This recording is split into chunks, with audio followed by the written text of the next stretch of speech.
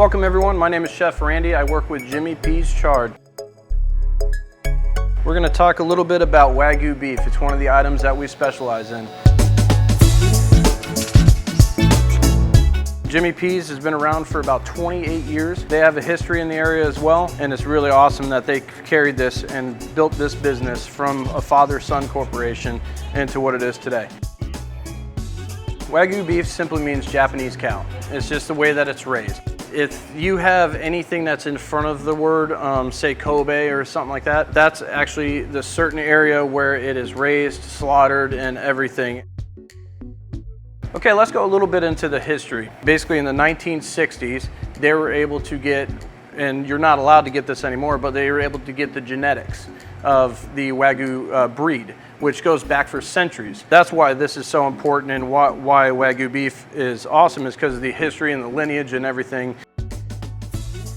Now, your grading on your beef will go to 0 to 10 in Australia. Then your Japanese, you got a 5 is going to be your highest. And then the place that we get it from, their average growth is a 7.2, which is pretty high standards of beef.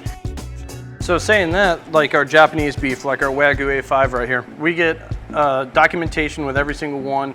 It tells the lineage of the breed, of what they are, how much they weighed, how much it's an A5, so that means that it's the highest rated beef. So how do you cook this expensive piece of meat?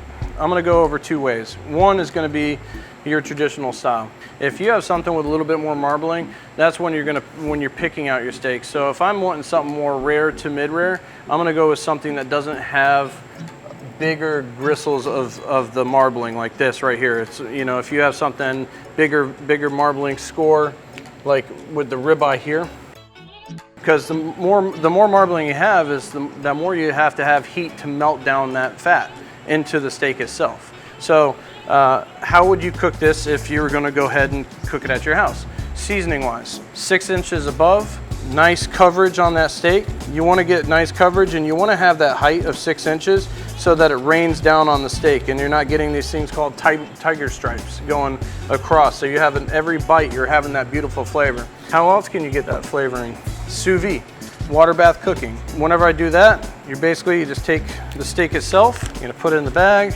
and we're gonna go cryovac this. And whenever you cryovac this, what you do is that water bath cooking system, it does the same temperature and it stays at that one regulated temperature, and it melts down everything perfect, and it magnifies that seasoning going all the way through the steak.